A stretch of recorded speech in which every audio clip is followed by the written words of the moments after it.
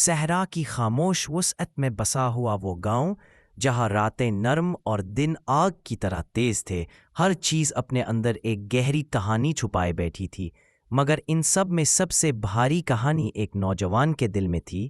یزدان نام کا وہ لڑکا جو ظاہری عبادتوں میں تو ڈوبا رہتا تھا مگر اندر سے ہمیشہ خالی محسوس کرتا تھا، جیسے اس کی روح ایک ایسے دروازے کے سامنے کھڑی ہو جس پر دستک دینے کی اجازت نہ ہو، یا شاید وہ دروازہ کبھی کھلنے کے لیے بنایا ہی نہ گیا ہو۔ ہر نماز کے بعد وہ آسمان کو دیکھتا جیسے کوئی جواب ادھر سے برسنے والا ہو، ہر دعا کے بعد دل کو چھوتا جیسے دیکھنا چاہتا ہو کہ کہیں روشنی وہاں چھپی تو نہیں، مگر ہر بار اسے محسوس ہوتا کہ کچھ ہے جو اس تک پہنچتے پہنچتے رک جاتا ہے، جیسے خوشبو جو ہوا میں ہے مگر ناک اسے پہچان نہیں پا رہی، یا جیسے روشنی جو آنکھ سے چھپ کر دل میں آنا چاہتی ہو مگر دل کے دروازے پر کوئی سایہ بیٹھا ہو۔ اسی بے چینی سے بھرے ایک رات جب خاموشی ہر چیز کا کپڑا بن گئی تھی اور ستارے اتنے صاف تھے جیسے صحرا نے انہیں دھو کر لٹکا دیا ہو، یزدان اپنے گاؤں سے نکل آیا، شاید اس امید میں کہ باہر کہیں کوئی ایسا اشارہ مل جائے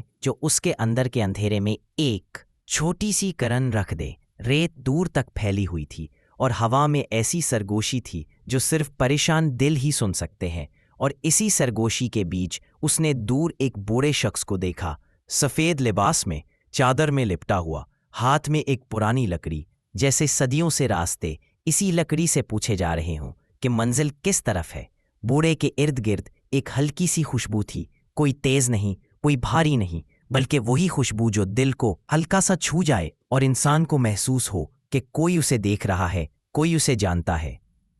یزدان نے قریب جا کر سلام کیا تو بوڑھے نے مسکرا کر کہا، تو آخر آ ہی گیا۔ اس جملے میں ایسی یقین دہانی تھی جیسے وہ برسوں سے اس کے انتظار میں بیٹھا ہو، جیسے اس نے یزدان کے دل کا بوجھ پہلے ہی سے پڑھ رکھا ہو۔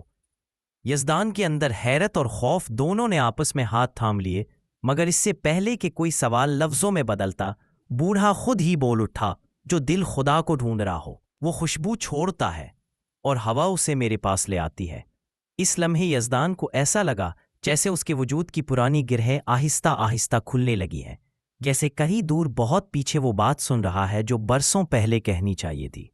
جب اس نے دل کی بے چینی بیان کی تو بوڑھے نے صرف اتنا کہا، خدا لفظوں میں نہیں ملتا، خاموشی میں ملتا ہے۔ اور اس ایک جملے نے یزدان کی پوری دنیا کو جیسے ایک لمحے میں بدل کر رکھ دیا، جیسے وہ پہلی بار خدا کو سن رہا ہو، ڈھونڈ نہیں رہا۔ پھر بوڑھے نے اسے 3 دن کے ایک عجیب سفر میں ڈال دیا، نہ دعا، نہ سوال، نہ کوئی التجا، صرف خود کو خالی کرنے کا عمل۔ پہلے دن اس کا دل ایسے چیخا جیسے برسوں کا شور باہر نکلنے کا راستہ پا گیا ہو۔ وہ بیٹھتا، اٹھتا، چلتا، مگر دل کا شور اس کے پیچھے پیچھے دوڑتا رہتا،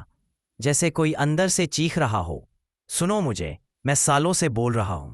دوسرے دن شور تھک کر بیٹھ گیا اور دل نے پہلی بار باہر کی آوازیں سنی، ہوا کی، ریت کی، دور کسی درار سے ٹپکنے والے پانی کی، اور شاید پہلی بار اپنے دل کی ہلکی سی ڈری ہوئی دھڑکن کی۔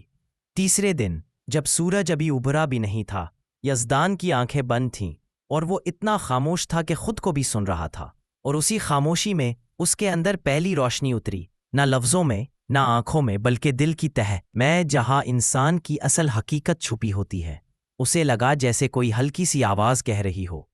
میں تو ہمیشہ یہاں تھا، تو شور میں کھو گیا تھا۔ یہ جملہ یزدان کی روح کے مرکز میں اتر گیا اور وہ بے اختیار رونے لگا، جیسے برسوں کی دھول بارش سے دھل گئی ہو۔ جب اس نے آنکھ کھولی تو اس نے دیکھا کہ بوڑھے کے ارد گرد سے ایک نرم، پاکیزہ خوشبو پھیل رہی ہے، اتنی لطیف کہ اس نے ریت کو بھی روشن کر دیا،